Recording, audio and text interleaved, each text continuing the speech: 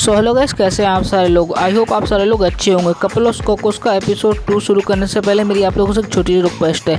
जिन लोगों ने एपिसोड 1 नहीं देखा तो जाकर करके देख लें। उसकी लिंक आपको डिस्क्रिप्शन या कमेंट में मिल जाएगी, क्योंकि आप वो एपिसोड देखोगे तभी ये समझने में आसानी होगी। जैसा प्यार आपने एपिसोड 1 पर दिखाया, उम्मीद करूँगा आप 2 पर भी दिखाओगे, ताकि मैं इसको आगे भी कंटिन्यू कर सकूँ। शुक्रिया आप लोगों का। भी शुरू करते हैं एक्सप्लेनेशन। एपिसोड के स्टार्टिंग में साची की मम नागी को बोल रही होती है, आज एरिका आने वाली है, तुम्हें क्या इसके बारे में मालूम है? और वैसे भी वो तुम्हारी फैंसी है, तुम उसका ध्यान रखना यहाँ पर हमारे जाने के बाद। वैसे मैं उसको अच्छे तरीके से जानना चाहती थी, लेकिन कुछ काम है, इस वजह से मुझे बाहर जाना पड़ रहा है। तभी जो नागी होता है वो बोलता है, पहली बात तो वो मेरी फैंसी नहीं है, ये कहना तुम बार बार बंद करो। तभी जो साची के डैड होते हैं वो नागी को बोलते हैं, ये बात दोबारा मत बोलना वरना घूसा मार दूंगा। तभी जो होती है साची की मम नागी को बोल रही होती है, तुम उसका ध्यान रखना यहाँ पर वो आए। नागी बोलता नहीं, मेरे पास और भी काम है, मुझे एग्ज़ाम आ रहे हैं तो मुझे उसकी तैयारी करनी है। साची की मम बोलती हैं कि तुम ऐसा नहीं कर सकते, और उन दोनों में बहस होने लग जाती है। वो बोलती तुम्हें घर पर रह के एरिका का ध्यान रखना होगा आज के लिए। तभी हमें दिखाया जाता है वो दोनों वहाँ से चले जाते हैं, साची की मॉम डैड। नागी सोच रहा होता है एरिका वैसे यहाँ पर क्या करने आने वाली है, और वो स्कूल ड्रेस पहनना होता है। अगले सीन में हमें दिखाया जाता है वहाँ पर साची आ जाती है, जो कि नागी से बातें करने लग जाती है। साची नागी से कह रही होती है, मेरी बड़ी बहन यहाँ पर आने वाली है, एरिका है ना, मॉम उसके बारे में बात कर रही थी। नागी बोलता है हाँ, क्या तुमने उसके बारे में सुना? वो बोलती है हाँ। फिर साची वहाँ से चली जाती है, और फिर हमें दिखाया जाता है नागी घर में अकेला होता है, वो रूम साफ कर रहा होता है, और वो कह रहा होता है ये पागल लड़की एरिका अभी तक आई क्यों नहीं? उसने तो कहा था वो सुबह आ जाएगी, क्या कहीं वो रास्ता तो नहीं भूल गई मेरे घर का? मुझे तो ऐसा ही लगता है। नागी फिर अपना दरवाज़ा खोलता है, वो देखता है कि उसके सामने एरिका बैठी हुई है।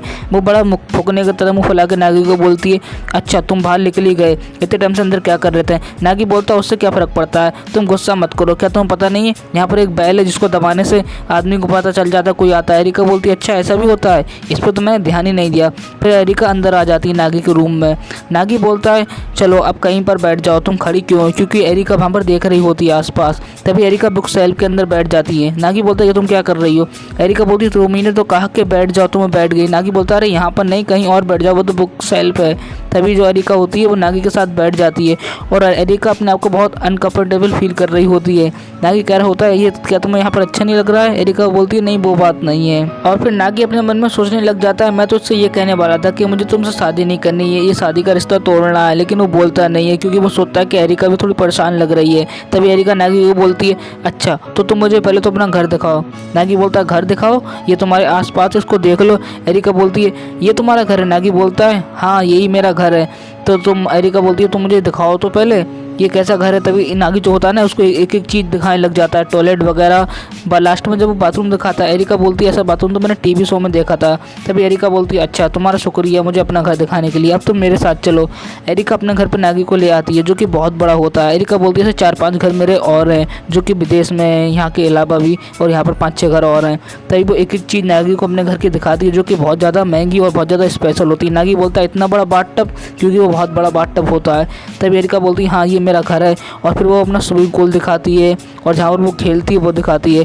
फिर लास्ट में वो अपना डॉग हाउस दिखाती है। ये देखकर तो नागी फट जाती है, बोलता है इतना बड़ा तो पूरा मेरा घर है जितना बड़ा तुम्हारा डॉग हाउस है। तभी एरिका बैठ के कॉफ़ी पीने लग जाती है। नागी कह रहा होता है नहीं हमारा रिश्ता तो कहीं से नहीं हो सकता, वो बहुत ज़्यादा अलग है। अगर हमारी बचपन पर अल्दा बल्दी नहीं हुई होती तो आज मैं एरिका की जगह पे होता।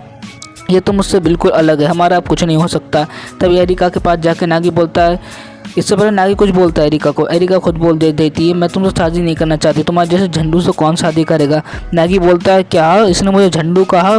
फुल बेइज्जती कर रही है एरिका तो मेरी। और फिर अगले सीन में नागी एरिका को बोलता है अगर तुम्हें मुझसे मिलना नहीं था, मुझसे शादी नहीं करनी थी, तो तुम मुझसे मिलने क्यों आई मेरे घर पर? एरिका बोलती किसने कहा मैं तुमसे मिलने आई? मैं तो असल में अपने असली मॉम डैड से मिलने के लिए आई थी, वो घर पे थे नहीं, तो मैं सोचा थोड़ा टाइम पास कर लूँ। नागी बोलता है अगर तुम्हें उन लोगों से मिलना है ना अपने असली मॉम डैड से, तो मेरे साथ चलो, हमारे घर के नीचे उनका रेस्टोरेंट है तो वो वहाँ पर होंगे। फिर हमें दिखाया जाता है नागी एरिका को लेके उसके मॉम डैड के रेस्टोरेंट में आ जाता है, और साची की मॉम डैड एरिका को बोलती तुम दोनों का स्वागत है, और ये एरिका की भी मॉम है जो कि साची की मॉम है, समझ गए ना आप लोग। तभी एरिका आसपास देख रही होती है। नागी ये देख के घबरा रहा होता है, वो सोच रहा होता है एरिका जो बड़े होटल में खाना खाने जाती है वो ऐसे छोटे से रेस्टोरेंट में आई है, तो शायद से वो इस जगह को अच्छे तरीके से देख रही है। अगर वो ऐसी हरकतें करती रहेगी तो मुझे ऐसा लगता है उसको ये सब देख के गुस्सा आने लगेगा, वो पक्का कुछ कर देगी, शायद से वो टेबल वेबल ना तोड़ दे। तभी हमें दिखाया जाता है कुछ लोग वहाँ पर बैठे हुए होते हैं जो कह रहे होते हैं आज चांद ज़मीन पे क्यों उतर आया, क्या ये तुम्हारी गर्लफ्रेंड है। तभी एरिका की मॉम जो होती हैं नागी को बोलती हैं नहीं ये इसकी गर्लफ्रेंड नहीं, ये इसकी मंगेतर है, इन दोनों की शादी होने वाली है, उन लोगों को बोलती है।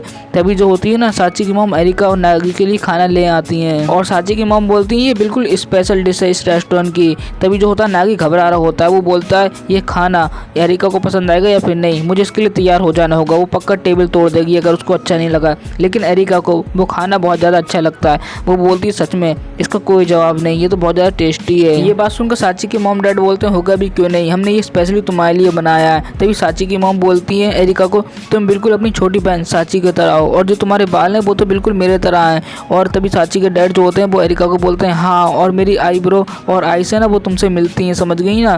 तभी जो नागी होता है वो घबरा रहा होता है, वो कह रहे होते हैं ये इस तरीके की बातें एरिका से क्यों कर रहे हैं, एरिका इस टाइम एक बम के जैसी है, वो कभी भी फट सकती है, इन लोगों को मुंह बंद कर लेना चाहिए। तभी एरिका गुस्से में उठती है, बोलती है मुझे घर जाना है। नागी बिल्कुल घबराने लग जाता है, तभी एरिका वहाँ से भाग के घर जाने लग जाती है।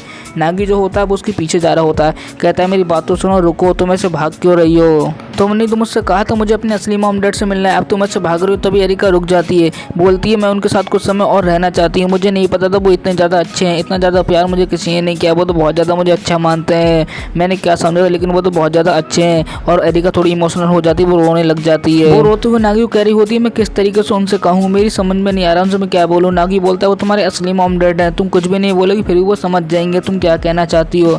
एरिका ये नागी की बात सुनकर थोड़ा अपने आप को कंट्रोल करती है और फिर से वो अपने असली मॉम डैड के पास आ जाती है रेस्टोरेंट में। और ये देखकर जो एरिका की माम होती है ना वो उसको झट से आके अपने गले से लगा लेती है और फिर हमें दिखाया जाता है एरिका और नागी बाकी के सारे लोग डाइनिंग टेबल बैठ के खाना खाने लग जाते हैं। एरिका बिल्कुल थोड़ी अजीब सी हरकतें करती है यहाँ पर, फिर हमें दिखाया जाता है चारों लोग रेस्टोरेंट के बाहर खड़े हुए होते हैं। एरिका की मॉम बोलती है अभी तो तुम आई थी और अब तुम जा रही हो, इतनी जल्दी रुक जाओ ना, यहाँ पर वैसे ही बहुत ज़्यादा रात हो चुकी है, इतनी रात में जाना सही नहीं होगा। एरिका बोलती है घर पे मॉम डैड फिक्र कर रहे होंगे इस वजह से, और रह गई बात रात हो गई नागी मुझे हाईवे तक छोड़ देगा।